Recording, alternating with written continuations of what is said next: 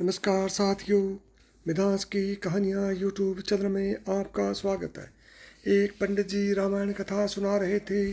लोग आते और आनंद विभोर होकर जाते। पंडित जी का नियम था, रोज कथा शुरू करने से पहले आइए हनुमान जी विराजिए कहकर हनुमान जी का आह्वान करते थे।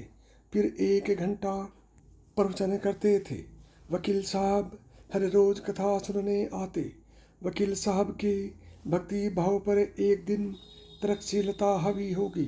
उन्हें लगा कि महाराज रोज आइए हनुमंत जी विराजिए कहते हैं, तो क्या हनुमान जी सचमुच आते होंगे। अतः वकील साहब ने पंडित जी से पूछ ही डाला, महाराज आप रामायण की कथा बहुत अच्छी कहते हैं, हमें बड़ा रस आता है, परंतु आप जो गद्दी प्रतिदिन हनुमान जी को देते हैं उस पर क्या हनुमान जी सचमुच विराजते हैं। पंडित जी ने कहा, हाँ, यह मेरा व्यक्तिगत विश्वास है कि राम कथा हो रही हो तो हनुमान जी अवश्य पधारते हैं। वकील ने कहा, महाराज ऐसे बात नहीं बनेगी, हनुमान जी यहाँ आते हैं, इसका कोई सबूत दीजिए। आपको साबित करके दिखाना चाहिए कि हनुमान जी आपकी कथा सुनने आते हैं। महाराज जी ने बहुत समझाया कि भैया, आस्था को किसी सबूत की कसौटी पर नहीं कसना चाहिए। यह तो भक्त और भगवान के बीच का प्रेम रस है, व्यक्तिगत श्रद्धा का विषय है। आप कहो तो मैं प्रवचन करना बंद कर दूं या आप कथा में आना छोड़ दो। लेकिन वकील नहीं माना। वो कहता ही रहा कि आप कई दिनों से दावा करते आ रहे हैं, यह बात और स्थानों पर भी कहते होंगे, इसलिए महाराज आपको तो साबित करना होगा कि हनुमान जी कथा सुनने आते हैं। इस तरह दोनों के बीच वाद विवाद होता रहा। मौखिक संघर्ष बढ़ता चला गया। हार कर पंडित जी महाराज ने कहा, हनुमान जी हैं या नहीं उसका सबूत कल दिलाऊंगा। कल कथा शुरू हो तब प्रयोग करूंगा।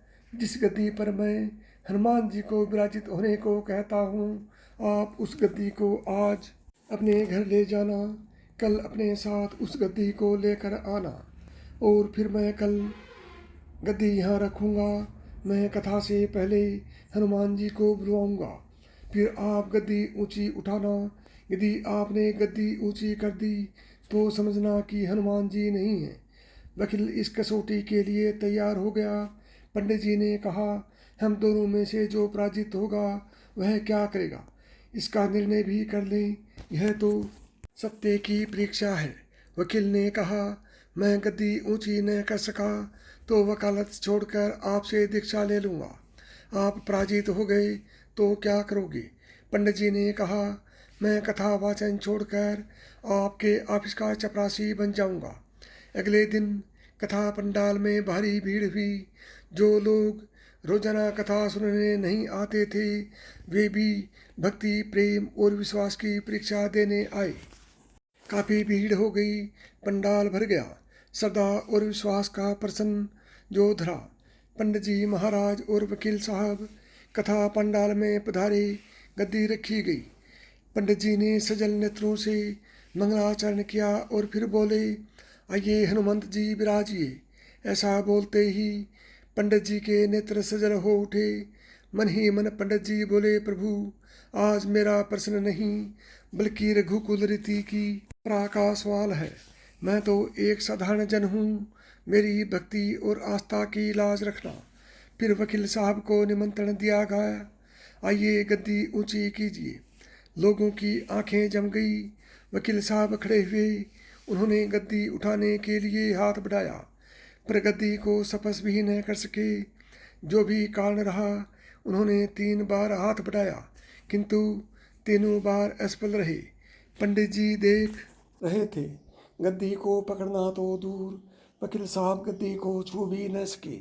तीनों बार वकील साहब पसीने से तरबतर हो गए।